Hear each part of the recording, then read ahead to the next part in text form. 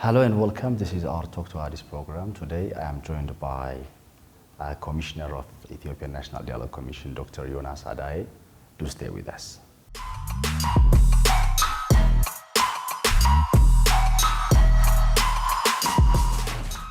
Doctor, welcome to our program. Thank you very much. It's a pleasure to have you anytime in our studio. Great. Okay, to begin with, would you please tell us a little bit your background? Actually, I have just tried to introduce you. You are a Commissioner of Ethiopian National Dialogue Commission. I think it has been 3 years since it has been officially established. So tell us a little bit about yourself. About myself, individually or institutionally? A little bit background. About my private, yeah. Okay. Yeah, sure. Who is Dr. Yonas Adai? Oh, that's a huge question. Thank you very much indeed. As you said, yes, very simply, my name is, as you said, Yonas Adai, and I've been teaching at Addis University for nearly your age, about 30 years. And at both, of course, graduate and postgraduate level, MA and PhD levels. And very interestingly, while I was in Munich Security Conference in Germany, while I was presenting international security to international audience, I was called by the Ethiopian Parliament that I have been elected and selected as one of the Ethiopian National Dialogue Commission and the commissioners. So I was so happy to have served my country. So far it is about 2 years and 3 months precisely. And a professor, at the same time a practitioner, and a father of 2, a boy like you and a girl. I don't have any women journalists here. So that's what I am. I'm glad to know you well. Okay, my question begins with the first one. Can you describe the mandates and objectives of Ethiopian National Dialogue Commission? What is the mandate? First, just in line with this question, tell us, why do we need dialogue? Why national dialogue? What makes it different from the other dialogues that have been, I think, tried? There were attempts to have such kind of sessions previously, so it wasn't in such a way well structured like yours. I mean, like this at a recent time. So tell us, what is a mandate? Why do we need that? What is the objective as well? Right. Why do we need a national dialogue in Ethiopia today?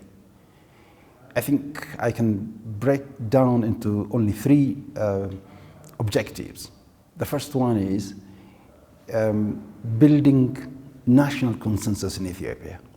Simply because you happen to see in Ethiopia crack among society members, and again distrust between government and the society at the same time. So the second one is then building trust between state and society. And the third one is making national dialogue, or simply dialogue, a culture of this country. In other words, we have to change Ethiopia's political trajectory into peace by peaceful means, rather than peace by fighting, killing each other, pushing each other, evicting each other. So these 3 fundamental tenets necessitated national dialogue in Ethiopia today. To a little bit unpack, Ethiopia has tried different types of social transitions, democratizations, political changes since time immemorial, going to thousands of years. And if we take only recent modern Ethiopian history, we have controversies and polarizations on the very word Ethiopia. Some people even do not, or they do hesitate to say themselves Ethiopia. They would rather say, no, don't call me by this name, but rather call me by my own ethnic identity. Why have we gone to that far? What made such differences among Ethiopian society? What created such pit, P-I-T? That is a very big hole. Why such a hole, such a crack should be created? Is it political issue? Is it the way the state was formed? Is it maybe inclusivity question? Is it nationalities feeling that they were not incorporated into the ruling and leadership of Ethiopian state as a whole? So you raise these questions not anywhere else except in dialogue, because fundamentally dialogue means a search for truth, So you are looking for the truth of this age-old protracted conflict in Ethiopia that divided society, divided state and society. So these necessitated in Ethiopia today this national dialogue. If you just allow me to go a bit further, Ethiopia's economy was quite equivalent when you compare in 1920s, 30s with that of Singapore, with South Korea, and with most African countries. And it definitely exceeded a number of African countries. It was the only country independent during those days. It had its own economic policies, but as a result of those skirmishes, differences, and fundamental ideological polarizations, Ethiopians went on fighting, killing each other. They were very good at fighting because they liberated us. They saved us from being colonized. But are they very good in making peace? That is the challenge now we are facing. So national dialogue is necessitated for healing the wound we have for ages. And for such differences, as we said already, even the very name Ethiopia, the very flag, Ethiopian flag we have. And so these differences necessitated in Ethiopia today a national dialogue. So that's the objective. And how long are we? We are now 2 years and 3 months. And maybe what we have achieved, what are our objectives, I think they could be deduced from what I've just said. Good. What are the major responsibilities of a commissioner? Can you tell us what is expected of you and how are you doing them? I think so far you can just tell us vis-a-vis, the expected responsibilities and the things achieved in your side. What are the responsibilities for anyone? The commissioner, what is expected to do? Yeah. Perfect. Are you expected to come up with new policies, only just give ideas to the government? To what extent does the Ethiopian National Dialogue Commission mandate goes to? Can you tell us? The National Dialogue's mandates have been prescribed in the preamble of the establishing proclamation of 2022, and in it you can see in the preamble, again, those three main things come up. I take three, because there are about 12, 13, 14, but I take three. I felt that these could represent. So as a side, the first and foremost important one is national consensus, building national consensus. Why national consensus? Because you can see deep differences in the entire society, in anything you raise, very unfortunately, to be honest. So that's our mandate at the same time. How?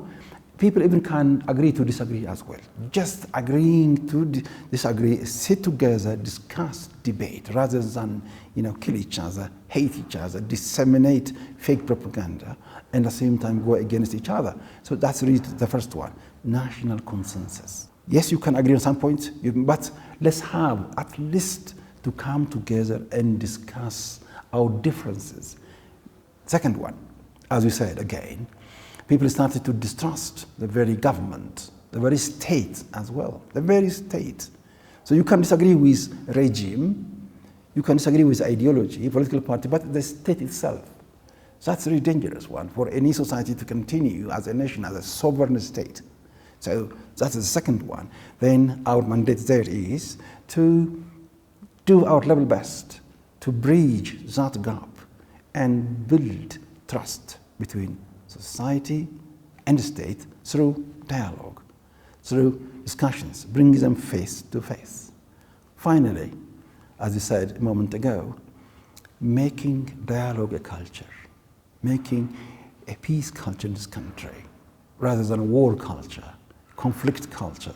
So these are our mandates as very well displayed, described, and sort of rubrics in the preamble of that proclamation, which we were set up as an institution of the Ethiopian National Dialogue Commission. So that's where our mandate lies. It is in the very proclamation. How does the NDC, or Ethiopian National Dialogue Commission, facilitate dialogue among or between groups and communities so far? I think lastly, agenda collection phase has already been commenced. I have been there, I saw it. it was officially launched. But my doubt is what I want you, Doctor, to elaborate. How would you bring that down and make communities have a discussion, since the culture, as you have been saying, our culture, the way that we brought up, if there isn't, it's like, you know what, it's like a democracy. If there's a democracy, a democrat parent or family, then it will be very easy for that family, because the family has got the exposure of making a dialogue. So what strategies, what mechanisms have you proposed as a commission, as a commissioner of the commission, or if there are some strategies, would you tell us about those things, please? Okay, again, we have adopted the three methods of collecting agenda. One is bottom-up. That is based on indigenous knowledge mechanism, because dialogue is not a new thing for Ethiopia. What's new is a National Dialogue Commission as an institution, as you rightly mentioned a moment ago. So from grassroots level, as we collect agenda, it is over to us, to the commissioners, to distill it, to filter it out, which ones are relevant agenda as national agenda, which can serve as a solution for deep division in this country, which ones really describe the structural cause of conflict in this country. We have to make that distinction, and we've been mandated with that as well. And we also have advisory committee who follow up and to oversee what we're doing. We also, as I said, the first one is this bottom-up, listening to the people, the broad masses, based on, as I said, indigenous knowledge, the cultural basis. Second one is top-down, listening to idea leaders, opinion leaders, political party leaders, government officials, and at the same time, people at highest level who are leading their parties, respective parties, or the country as well. So we have top-down as well.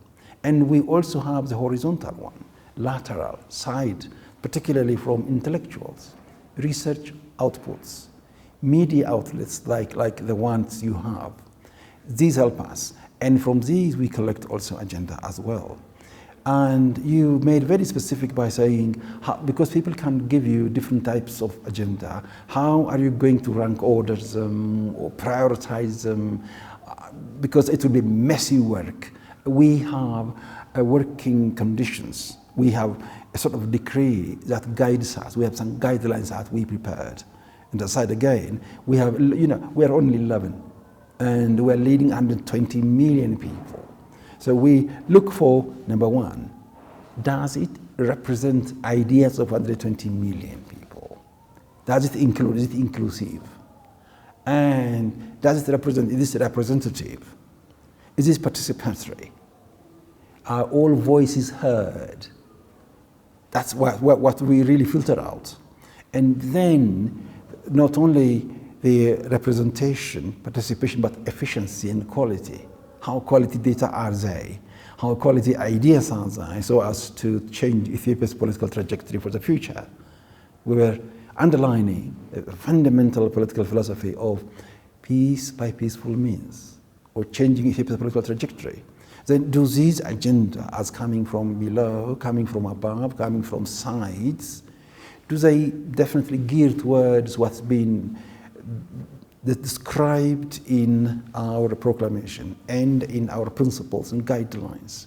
So we have these guiding lights so as to filter out our agenda and finally recommend them to House of Representatives and of course executives to put into action as per the request, as per the demand of the people. So that's what we are doing.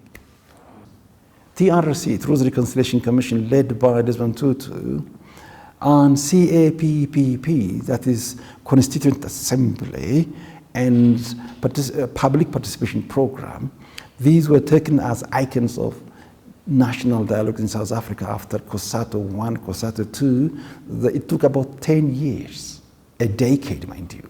But this time the government was on the right hand, And they're working very closely, particularly Desmond Tutu. Luckily, when I was doing my PhD at the University of Bradford, UK, we had Desmond Tutu Center. And we were also lucky enough to hear his voice, sharing his own experience, what's meant by Truth and Reconciliation Commission, what's meant by transforming conflicts, how you can reestablish, you can start from ashes and then prosper. So, these inspirations came not in silo, acting by silo or individually, but also following the philosophy of Africa, Ubuntu. I am because you are. Through you, my being is ascertained. It is communal thinking. And this was very well illustrated by an example. There was a professor who came from West, whose philosophy is based on René Descartes, that says, cogito ergo sum. That is Latin. I think, therefore I am. Extremely individualistic. As opposed to, I am because we are. So what did he do? As an experiment, he brought 10 students, pupils actually, at elementary level, and prepared candies, a lot of candies in a basket. Then he put about just a ball, football, about 100 meters away. And then he told the children, anyone who reaches there first and brings the ball back, he or she will be rewarded. So get ready. Go. Now the students came together, discussed, they conversed with each other and held each other's hand. 10 of them went there, brought the ball, and then, why? I wanted one person. No. Why should one person be happy while 9 are sad? We all should emerge winners. The philosophy of Ubuntu. So in dialogue, all should emerge winners. Yes, it is taxing. Yes, it is demanding. The government should remain winner. Opposition should remain winner. By both winning, who wins? Ethiopia, the country, the society. That's the fundamental thing. So our neutrality must be then seen from that footnote. Neutrality from political parties. Neutrality from foreign influence. He who pays the piper chooses the hymn. The old Irish English goes that way. That is, he who pays money to the singer chooses the hymn as well, the song and the rhymings as well. So once you are under the influence of foreign countries, you are then subject to perform their agenda rather than performing what's needed in your country. This is locally owned project. And what happened to Yemen National Dialogue? Because it was totally owned by GCC, Gulf Cooperation Council, set up by European Union, Great Britain, USA, and Saudi Arabia. And finally, the agenda had to just come from there, and the entire project ended in failure. As we see today, Houthis not only posing danger to one country, but international community as well. So they have to change their route to come through South Africa, because which succeeded in national dialogue. So that is really symbolic. So succeeding in national dialogue would mean succeeding, to be honest, in your international image as well. So neutrality must be seen from that aspect as well. And representation of opposition parties' ideas. Mind you, 120 million cannot be physically available to discuss their issues, but their ideas must be represented. And Alex, as you know very well, if you suspect that you don't feel very healthy today, you would go to laboratory, they would take a drop of blood, and then they test. They don't put you entirely in the laboratory, but just a drop. It's just like that. So we take the sample of ideas, then the opposition parties' ideas through religious leaders, through elders. Because these opposition party people who really, or even those who are in the fight, they claim to have represented a certain society. Then these society are able to air out the ideas as well. So a strategy we are following, number one, as you rightly mentioned, inviting them officially through the media, and we did that one. Secondly, engaging trusted third party, such as International Red Cross Society. And of course, development partners, trusted development partners, from West as well as East to influence the fighting parties to come to the dialogue rather than killing each other, because this is a family feud, a family skirmish, so a family killing each other, decimating each other, to be honest. So at the end, who gains? Not Ethiopia at all. Almost zero-sum, not zero-sum game, but all losing game, lose-lose. Lose-lose, mind you. The panacea out is sure dialogue, sure debating. There is no any best option to dialogue, honestly speaking. Luckily now, currently, quantum physics, quantum mechanics people, that is the physics of the microscopic world, so as to describe dark matters, dark energy, they now are proposing dialogue. And most famous schools in the university, particularly law schools and philosophy schools, they adopt a philosophy called dialogue or Socratic method. The same is true in our Addis University here as well. So Socratic method, which is dialogue, finding the truth for those hidden aspects. So our neutrality, as already mentioned, and our inclusiveness, as already mentioned, are mostly also to be seen in practice as well. We have been practicing them so far, and luckily, we, God willing, definitely succeed in doing that. Yes, there we are. Well, viewers, that was all what we have with Dr. Yonas Adai, a commissioner of the Ethiopian National Dialogue Commission. I think you have got a very fruitful discussion from the dialogue that we have. Actually, still we are making a dialogue. So till we meet up with another guest in another episode, our program ends here. Bye-bye. Thank you.